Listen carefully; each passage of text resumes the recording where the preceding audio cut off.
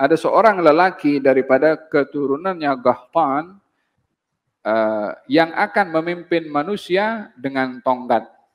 Bila ini terjadi, Allahu a'lam. Ada yang mengatakan ini akan terjadi setelah Nabi Isa alaihissalam.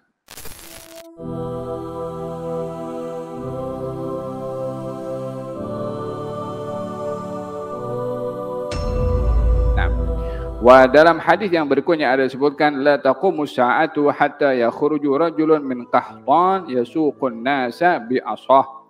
Tidak akan berlaku hari kiamat sehingga keluar seorang lelaki daripada keturunan Qahtan yang akan yasuqun nas, menggiring manusia dengan tongkatnya. Berbicara tentang asyratus sa'ah, tanda-tanda hari kiamat. Kata Nabi, di antara tanda hari kiamat, nanti ada seorang daripada Qahtan, keturunannya Qahtan. Siapa Qahtan? Qahtan ini orang Arab keturunan daripada Sam bin Nuh, anaknya Nabi Nuh alaihissalam. Ada namanya Qahtan. Qahtan ini yang dikenali kepada datuknya ramai orang-orang Arab oleh sekarang, termasuk orang-orang di Teluk, ramai daripada mereka, khususnya daripada Yaman. Banyak daripada mereka yang berasalkan daripada keturunan Qahtan, daripada keturunan Qahtan. Kata baginda Rasulullah sallallahu alaihi wasallam, ada tanabbu'at. Tanabbu'at ini Nabi ada memberitahukan hal-hal yang akan berlaku di akhir zaman. Dan ini dinamakan asyratus sa'ah, tanda-tanda hari kiamat. Mengenali tanda-tanda hari kiamat bahagian daripada al-imanu bil ghaib, yakni iman kepada hal-hal yang gaib, belum terjadi tapi yakin akan terjadi. Nabi menceritakan tentang munculnya Imam Al-Mahdi. Nabi juga menceritakan tentang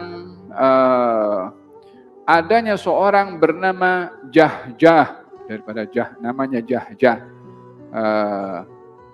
yang akan memimpin pada satu ketika nanti. Ini semua bercerita tentang hal yang akan berlaku di hari kiamat. Ya, baginda Rasulullah SAW menceritakan bahwasanya ada seorang lelaki daripada keturunannya Qahtan yang akan memimpin manusia dengan tongkat. Apa maksudnya memimpin manusia dengan tongkat? Sebagian ulama mengatakan selalunya tongkat ini digunakan untuk pukul. Maksudnya dia akan menggunakan kekerasan dan kekuasaannya untuk memimpin manusia. Bagi pandangan ini mengatakan bahwa memimpin itu mesti ada ketegasan dan ada kuasa. Kalau tidak punya kekuasaan, maka tidak akan dapat memimpin. Maka dia hanya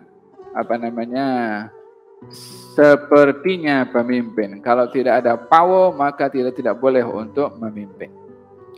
Maka dalam hal ini, penafsiran yang pertama mengatakan bahwa lelaki itu akan memimpin manusia dengan tongkat, yakni dia punya kuasa, dia punya power, sehingga orang tidak dapat derhaka atau melawan kepada pemimpin itu karena pemimpinnya mempunyai kuasa.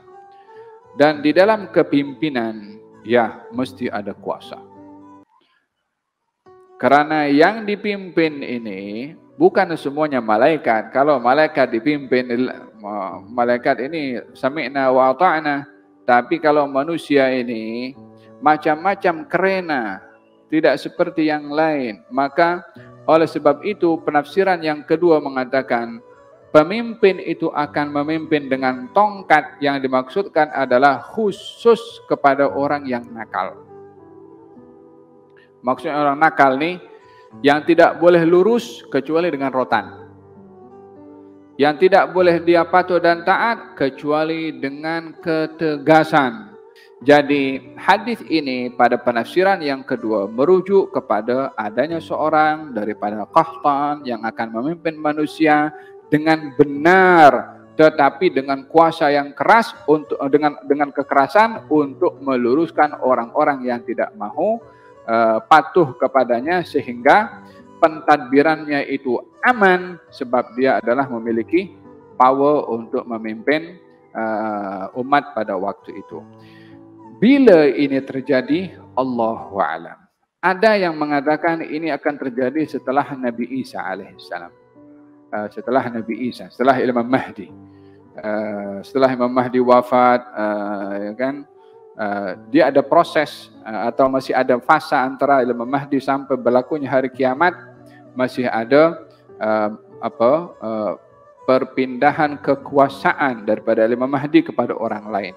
Ada mengatakan bahwasanya seorang daripada Qahtan itu yang akan memimpin dengan kekuasaannya adalah setelah Al-Imam Mahdi.